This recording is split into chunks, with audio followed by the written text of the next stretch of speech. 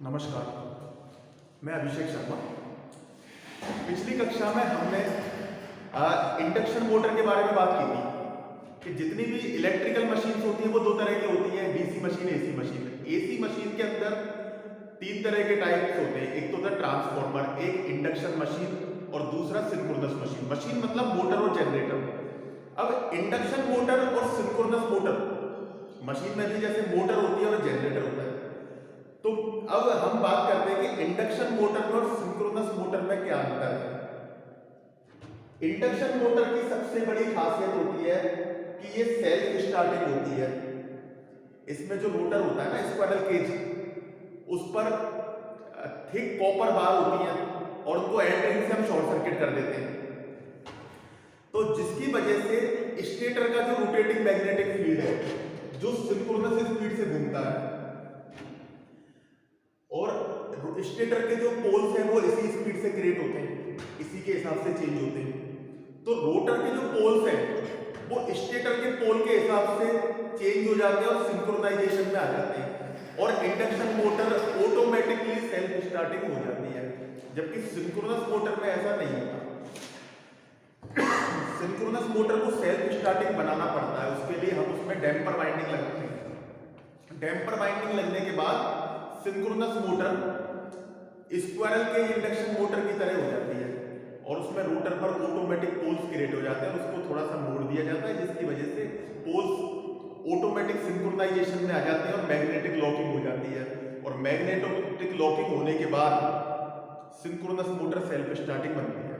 Induction motor synchronous motor में दूसरा difference ये होता है कि इंडक्शन मोटर में स्टेटर और रोटर दोनों एक ही स्पीड पर नहीं घूमते, उनके बीच में एक रिलेटिव स्पीड होती है। उस रिलेटिव स्पीड को कहते हैं हम स्लिप।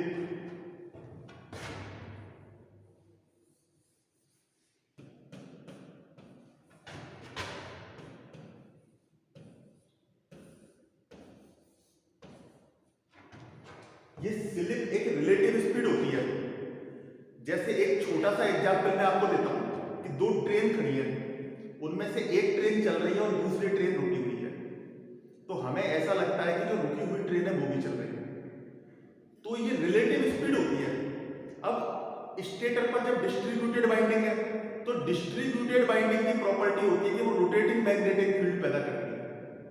तो रोटेटिंग मैग्नेटिक फील्ड, अब हम कहेंगे रोटेटिंग मैग्नेटिक फील्ड वो मैग्नेटिक फील्ड जो समय के साथ स्पेस में चेंज हो रहा है, जो वेरिएबल मैग्नेटिक फील्ड है, वो कहलाता है रोटेटिंग मैग्नेटिक फील्ड। और वो रोटर कंडक्टर्स को काटता है, तो जिसकी वजह से रोटर में करंट फ्लो होती है और रोटर की जो शॉर्ट सर्किट जो कॉपर बार्स होते हैं उनका खुद का मैग्नेटिक फ्लक्स और डिस्ट्रीब्यूटेड वाइंडिंग का जो मैग्नेटिक फ्लक्स है, दोनों आपस में इंटरेक्ट करते हैं और टॉर्क लगता है, और जिसकी वजह से इंडक्शन मोटर घूमती है। लेकिन रोटर कभी भी सिंक्रोनस स्पीड पर नहीं घूमता। अगर स्टेटर और रोटर की स्पीड अगर सिंक्रोनस स्पीड हो जाती है, इसमें पहला केस है if ns is equal to nr, then slip is equal to 0। और दो मैग्नेटिक फील्ड जब एक जैसे हो गए तो इसका मतलब है कि टॉर्क उनके बीच में नहीं लग सकता। टॉर्क तभी लगता है जब दो मैग्नेटिक फील्ड एक दूसरे को काटते हैं या उनका दोनों में डिफरेंस होता है, उनके डिफरेंस की वजह से टॉर्क पैदा होता है। लेकिन यहां तो जब दो मैग्नेटिक फील्ड एक जैसे हो गए तो टॉर्क लगने का तो कोई सवाल ही नहीं है, तो उस समय टॉर्क 0 हो जाता है। तो इसीलिए क्या है, रोटर की जो स्पीड होती है वो स्टेटर की मैग्नेटिक फील्ड की स्पीड से थोड़ी सी कम रखते हैं। अब वो कितना कम रखते हैं, अब स्लिप की डिफरेंट वैल्यूज होती है। पहली कंडीशन है इफ स्लिप लेस देन 0, और दूसरी कंडीशन है स्लिप की वैल्यू 0 से लेके और 1 तक, और तीसरी कंडीशन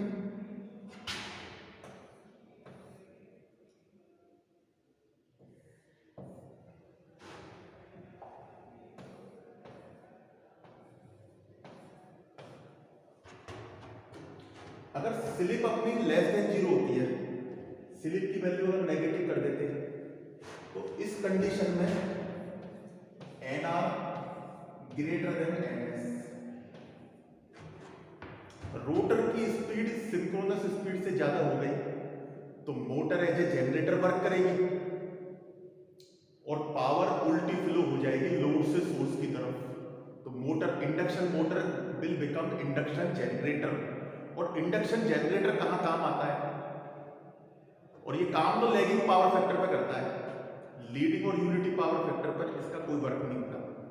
तो ये इंडक्शन जनरेटर जो काम आता है, जैसे अपना आपने देखा होगा कि जो पवन चक्कियां होती हैं, जो विंड मिल्स होती हैं, उनमें इंडक्शन जनरेटर यूज करते हैं। अब क्यों यूज करते हैं इसका भी कारण है। सिंक्रोनस जनरेटर हम उसमें यूज नहीं कर सकते क्योंकि इंडक्शन जनरेटर वेरिएबल स्पीड पर, क्योंकि विंड की हवा की जो स्पीड होती है वो वेरिएबल होती है, तो वो वेरिएबल स्पीड पर वर्क करता है, फिक्स स्पीड पर नहीं। तो वेरिएबल स्पीड के साथ उसकी एडजस्टमेंट सही हो जाता है और ये लैगिंग पावर फैक्टर पर वर्क करता है। अगर स्लिप की वैल्यू 0 से 1 के बीच में होती है, इसके लिए ग्राफ बनाना पड़ेगा जिसको कहते हैं टॉर्क स्लिप कैरेक्टरिस्टिक्स।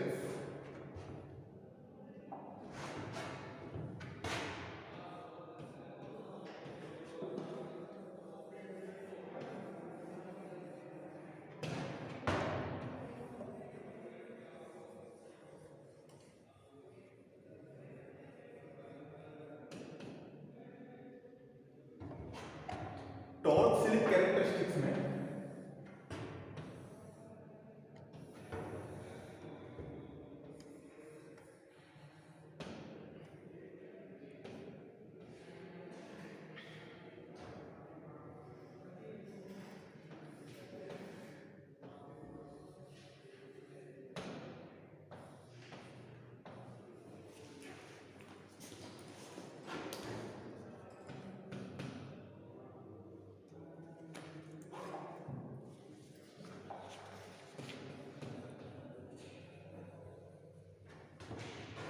अब आप इसमें देखिए कि स्लिप की वैल्यू यहां 0 है और यहां स्लिप की वैल्यू है 1 और स्लिप हमारी यहां से यहां तक बढ़ रही है और स्पीड हमारी इधर बढ़ रही है। जैसे जैसे स्लिप की वैल्यू कम होती जाती है तो स्पीड बढ़ती चली जाती है और पावर फ्लो सोर्स से लोड की तरफ रहता है। लेकिन जैसे स्लिप की वैल्यू 0 हो जाती है और स्लिप अपनी नेगेटिव चली जाती है तो उस कंडीशन में motor as a generator work करती है। और जब स्लिप की वैल्यू हमारी बढ़ती है तो पहले तो टॉर्क बढ़ता है, फिर धीरे धीरे टॉर्क हमारा कम होता चला जाता है और जैसे स्लिप की वैल्यू 1 हो जाती है और इसके बाद ये ब्रेकिंग कंडीशन। अब इसमें 3 रीजन हो गए। ये पहला ये तो है जनरेटिंग रीजन, जनरेटिंग मोड।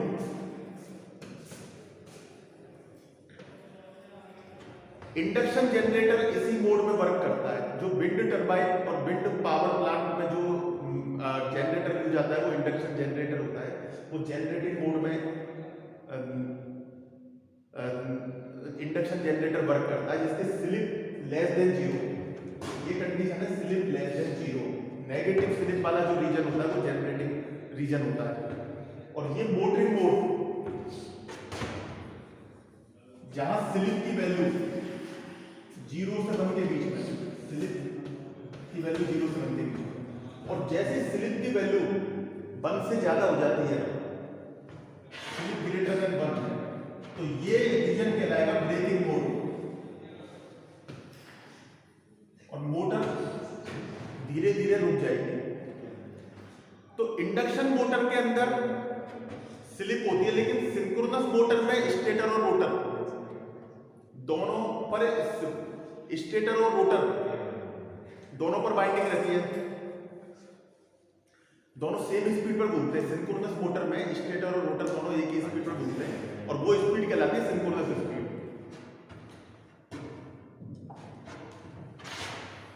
तो इंडक्शन मोटर होती है self starting, synchronous motor to make self starting.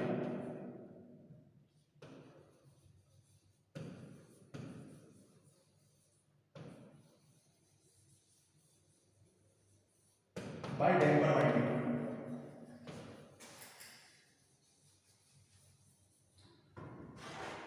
Synchronous induction motor single field excited machine, single field excited machine.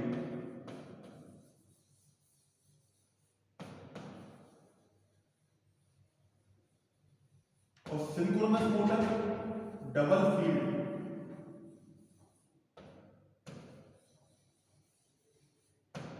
Excited machine.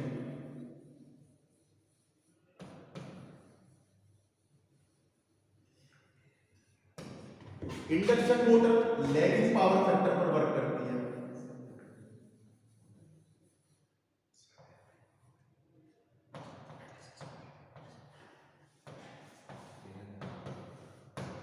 ये ऑल पावर फैक्टर्स पर।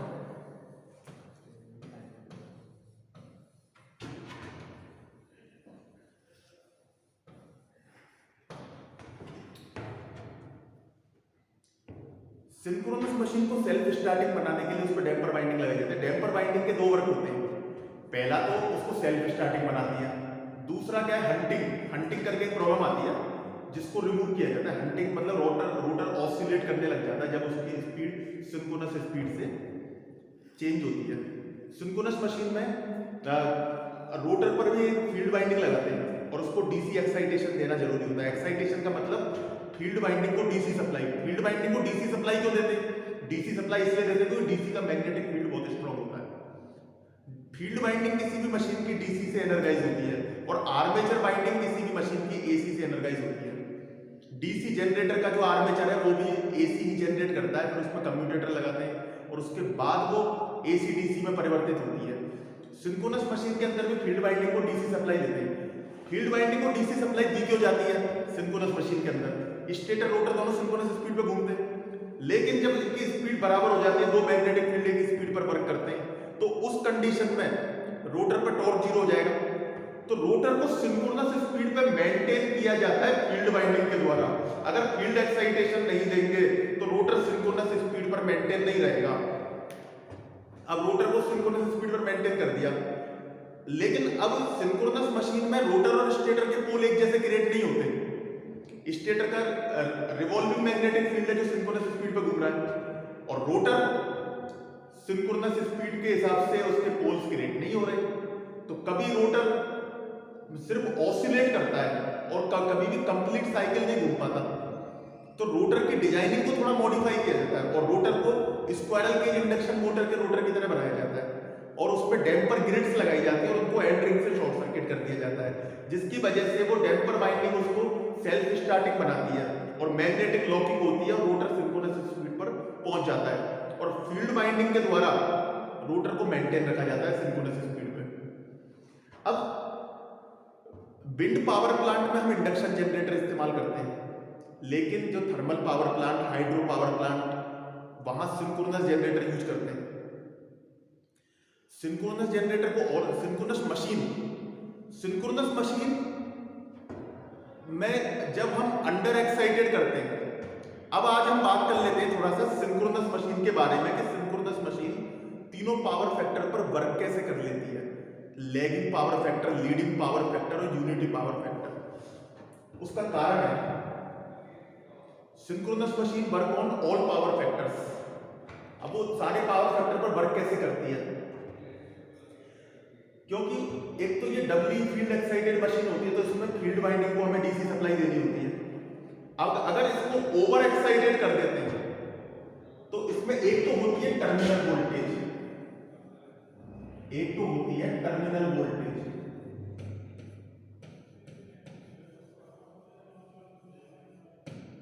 और एक होती है एक्साइटेशन वोल्टेज।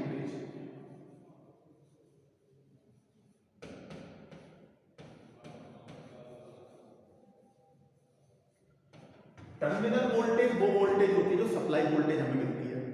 सिंक्रोनस मशीन को सप्लाई वोल्टेज मिलती है, इनपुट जो वोल्टेज है वो है टर्मिनल वोल्टेज, थ्री फेज जो डिस्ट्रीब्यूटेड वाइंडिंग को जो हम सप्लाई देते हैं और जिससे रिवॉल्विंग मैग्नेटिक फील्ड होता है और जो सिंक्रोनस स्पीड पे घूमता है वो टर्मिनल वोल्टेज है। एक्साइटेशन वोल्टेज E0, ये फील्ड वाइंडिंग को जो हमने डीसी सप्लाई दिया है, ये उसकी वोल्टेज है। अगर टर्मिनल वोल्टेज एक्साइटेशन वोल्टेज से ज्यादा है तो power flow from source to load if V is greater than E0,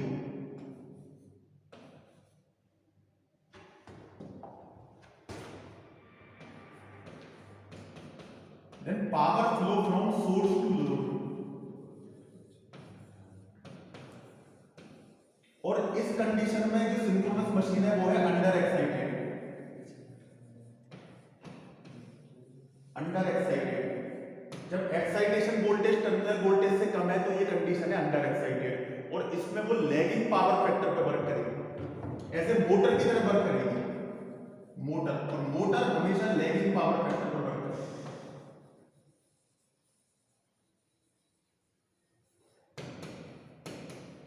और दूसरी condition, if excitation voltage is greater then terminal voltage then power flow from load to source, motor as a generator, this condition is called over excited, ये condition कहलाती है over excited. और इसमें as a generator work करता है। पहले हमने बात की थी कि पावर फैक्टर वाले टॉपिक पर कि जिसमें कैपेसिटर हम इसीलिए लगाते हैं ताकि पावर फैक्टर को इंप्रूव किया जाए। कैपेसिटर लगाते हैं तो लीडिंग रिएक्टिव पावर देता है, तो लीडिंग करंट देता है, लीडिंग रिएक्टिव पावर देता है, तो उससे पावर फैक्टर इंप्रूव होता है। लेकिन जहां बहुत ज्यादा लार्ज रिएक्टिव पावर की जरूरत है वहां कैपेसिटर से काम चल ही नहीं सकता, वहां हमें सिंक्रोनस मशीन काम में लेनी पड़ती है। वो पिक्चर में आती है इंडस्ट्रीज के अंदर जहां बड़ी बड़ी मशीनें होती हैं, काफी सारा लोड होता है, तो वहां लैगिंग रिएक्टिव पावर इतनी ज्यादा होती है कि उसको कंपनसेट करने के लिए लीडिंग रिएक्टिव पावर देनी पड़ेगी। तो वो किससे देंगे? कैपेसिटर तो उतना कैपेबल नहीं होता, कैपेसिटर बैंक लगाने के बाद भी हमें उतनी लीडिंग रिएक्टिव पावर नहीं मिल पाती। उसके लिए हमें सिंक्रोनस मशीन को यूज करना पड़ता है, और सिंक्रोनस मशीन को अगर अपन अंडर एक्साइटेड करते हैं तो मोटर की तरह काम करती है और वो लैगिंग पावर फैक्टर पर वर्क करती है। और अगर उसको ओवर एक्साइटेड कर देते हैं तो वहां हमें ओवर एक्साइटेड सिंक्रोनस मशीन की जरूरत पड़ती है जो लीडिंग रिएक्टिव पावर देती है और उसको कंपनसेट कर देती है, और तब जाकर पावर फैक्टर हमारा उसमें इंप्रूव होता है। सिंक्रोनस मशीन को हम ग्रिड के साथ भी कनेक्ट करते हैं क्योंकि वहां पे भी रिएक्टिव पावर और वोल्टेज फ्लक्चुएशन आने लगते हैं। एक्टिव पावर और रिएक्टिव पावर की जो डिमांड है वो भी फुलफिल नहीं हो पाती। तो रिएक्टिव पावर को कंट्रोल करने के लिए चाहे ट्रांसमिशन लाइन के अंदर, जनरेटिंग स्टेशन और लोड साइड में सिंक्रोनस जनरेटर अपन यूज कर लेते हैं, और बस बार के साथ हमें सिंक्रोनस मशीन लगानी पड़ती है ताकि उसको फिर ओवर एक्साइटेड कर दिया जाता है। तो वो जो लैगिंग रिएक्टिव पावर है, जो वोल्टेज फ्लक्चुएशन आते हैं, और वोल्टेज अगर कम हो जाती है तो उसको बढ़ा देती है, और बढ़ जाती है तो उसको कम कर देती है। ऐसे सिंक्रोनस मशीन का एक्साइटेशन वोल्टेज को कम ज़्यादा करके, और एक्साइटेशन वोल्टेज को हम ऑटोमेटिक वोल्टेज रेगुलेटर की सहायता से कम ज़्यादा करते हैं। मतलब इसमें दो तरह की चीज़ें हैं।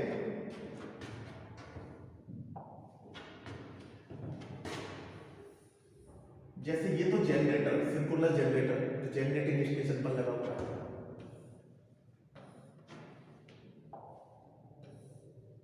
और ये बस बार, और ये ट्रांसमिशन लाइन, और ये लोड।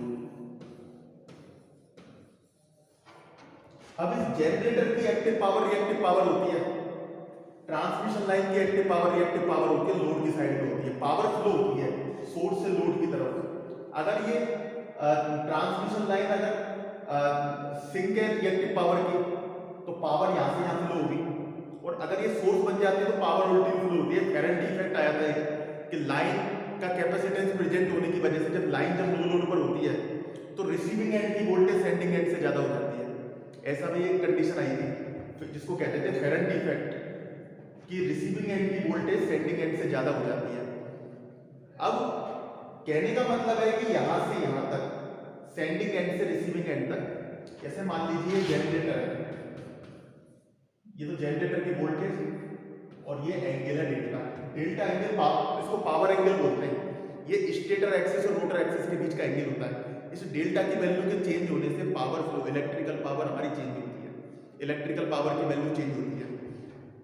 और ये रिसीविंग एंड की वोल्टेज है V एंगल 0। अब ये जो वोल्टेज का जो मैग्नीट्यूड है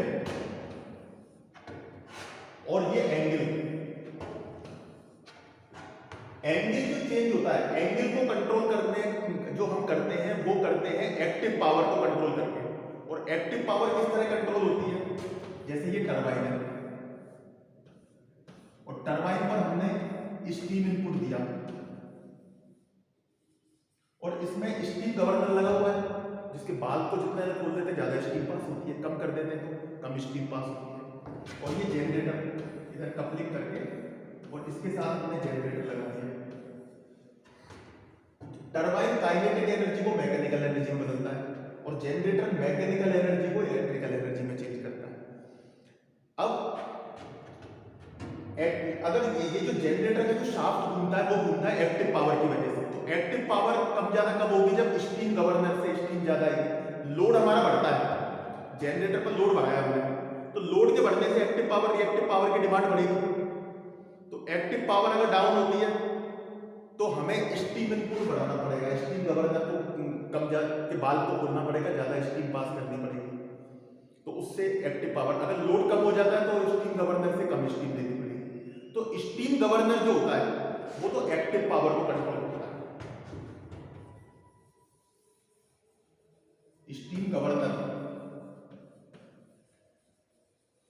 ये कंट्रोल करता है एक्टिव पावर,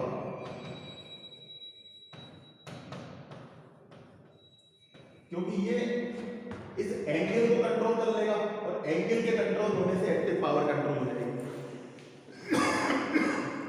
और रिएक्टिव पावर के कम ज्यादा होने से वोल्टेज फ्लक्चुएशन आते हैं, बस की वोल्टेज डाउन हो जाती है, जनरेटर की वोल्टेज डाउन हो जाती है और लोड साइड में लोड ज्यादा बढ़ते हैं की वजह से ट्रांसमिशन लाइन की वोल्टेज। तो वोल्टेज स्टेबिलिटी मेंटेन करने के लिए रिएक्टिव पावर को कंट्रोल करना है, एंगल स्टेबिलिटी को मेंटेन करने के लिए एक्टिव पावर को कंट्रोल करना है।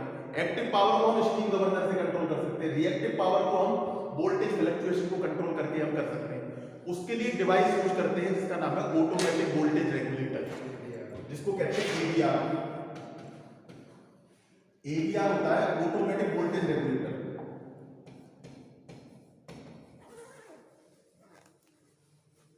ऑटोमेटिक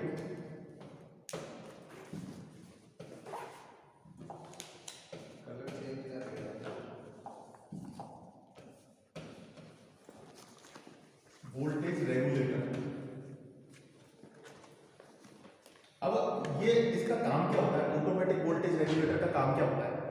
इसका काम ये होता है कि जैसे ही रिएक्टिव पावर हमारी कम होती है तो जनरेटर तो हमें लीडिंग रिएक्टिव पावर देगा, तो लीडिंग रिएक्टिव पावर देगा तो वोल्टेज को बढ़ाना है, तो वोल्टेज बढ़ाने के लिए उसके एक्साइटेशन वोल्टेज है ना, एक्साइटेशन वोल्टेज जनरेटर की फील्ड वाइंडिंग को जो हम डीसी सप्लाई दे रखी है, तो वो जो एक्साइटेशन वोल्टेज है उस एक्साइटेशन वोल्टेज को अगर बढ़ा दिया जाता है तो ओवर एक्साइटेड कर दिया जाता है उसको, तो वो उसको कैसे कंट्रोल किया जाए?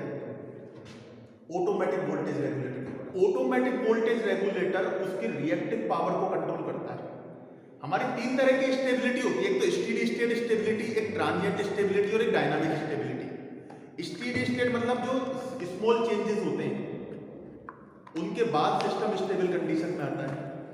ट्रांजिएंट स्टेबिलिटी जो लार्ज डिस्टरबेंस के बाद सिस्टम स्टेबल कंडीशन में आता है। और डायनामिक स्टेबिलिटी में ऑटोमेटिक वोल्टेज रेगुलेटर और स्टीम गवर्नर, इन दोनों के इफेक्ट को हम कंसीडर करते हैं। कुछ टाइम ड्यूरेशन के बाद पता चलता है कि सिस्टम हमारा स्टेबल कंडीशन में है कि अनस्टेबल कंडीशन में है। नेक्स्ट क्लास में हम इसी पर और आगे डिटेल में डिस्कस करेंगे।